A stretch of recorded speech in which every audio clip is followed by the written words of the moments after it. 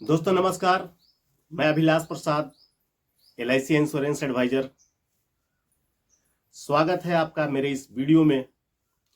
अगर आप इस वीडियो को YouTube पे देख रहे हैं तो सब्सक्राइब कर लीजिए और बेल आइकन को दबा दीजिए।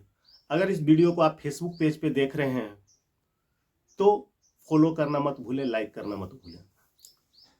तो दोस्तों, आज मैं इस वीडियो में आपको बताऊंगा, मेरे वीडियोज पे बहुत सारे कमेंट आ रहे थे कि म्यूचुअल फंड में पैसा लगाओ, SIP में पैसा लगाओ, स्टॉक मार्केट में पैसा लगाओ।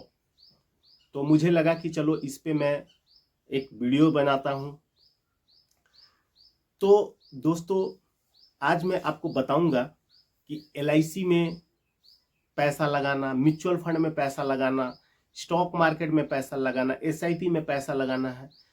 पैसा आपकी है, मर्जी आपकी है, आप पैसे को कहीं पे भी निवेश कर सकते हैं, लेकिन आपको जानकारी होना चाहिए कि कहीं भी पैसा तो लगाऊंगा, लेकिन उससे हमको रिटर्न क्या मिल सकता है, उसका हमको भविष्य में बेनिफिट क्या मिल सकता है। तो चलिए हम लोग इस वीडियो को शुरू करते हैं और इसके बारे में मैं आपको डिटेल से बताता हूं। दोस्तों, पहले समझिए कि म्यूचुअल फंड, SIP या स्टॉक मार्केट है क्या।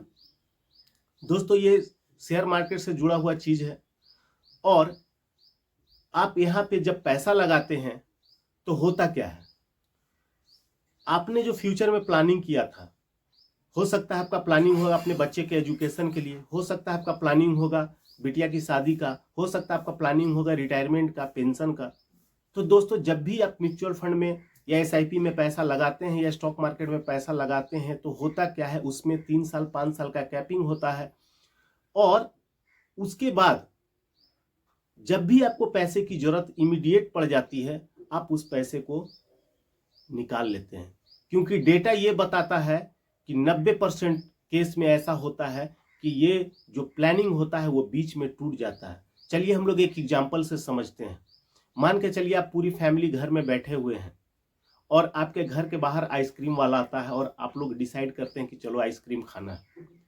तो जब आप आइसक्रीम खाते हैं तो उसको जो पेमेंट करना होता है, आप पेमेंट कहाँ से करते हैं? एक पैसा आपके बटुआ में पड़ा हुआ है, एक पैसा आपके घर के तिजोरी में पड़ा हुआ है। तो दोस्तों, आप पहले पेमेंट उसे कहाँ से करेंगे? आपका जवाब आएगा कि बटुए से। दोस्तों, यही म्यूचुअल फंड है, क्योंकि घर का जो तिजोरी है, जहां पैसा रखे हैं, वो LIC है और जो आपने बटुए से पैसा निकाला वही म्यूचुअल फंड और SIP है या स्टॉक मार्केट है।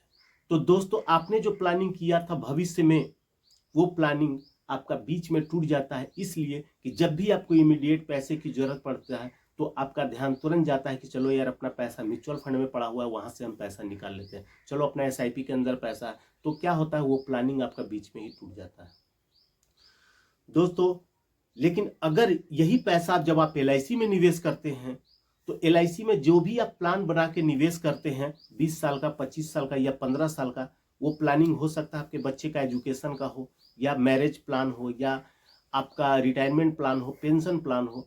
तो क्या होता है कि वो पैसा ठीक उसी समय निकलता है जिस समय आपको पैसे की रिक्वायरमेंट होती है। मान के चलिए बिटिया की शादी आपको 22 साल में करना है और 22 साल का आपने LIC में प्लान लिया है, तो उस पैसा का जरूरत आपको उसी समय पड़ेगा और उसी समय आप उस पैसे को निकालते भी हैं। तो दोस्तों, तो LIC में जब भी आप निवेश करते हैं तो आपका जो फ्यूचर प्लानिंग होता है वो उससे पूरा होता है, जो भी आपका नीड होता है वो पूरा हो जाता है, जबकि वहां से पूरा होने का संभावना कम होता है म्यूचुअल फंड SIP में। साथ में फर्क क्या होता है, जब आप LIC में पैसा निवेश करते हैं तो गारंटेड रिटर्न मिलता है, साथ में आपको बीमा कवर मिल जाता है। आप इनकम टैक्स में सेविंग करना चाहते हैं तो वो भी सेविंग कर सकते हैं, लेकिन ये चीज वहां पे पॉसिबल नहीं है। तो दोस्तों, मैं आशा करता हूं आपको समझ में आ गया होगा कि म्यूचुअल फंड में, SIP में या स्टॉक मार्केट में पैसा निवेश क्यों करें, और LIC में अगर आप पैसा निवेश करते हैं तो यहां से आपको क्या मिल सकता है। मैं आशा करता हूं आपको समझ में आ गया होगा। फिर मैं अगला इंफॉर्मेशन, फिर मैं आपको नेक्स्ट वीडियो में कोई अलग सी जानकारी दूंगा। तब तक के लिए धन्यवाद।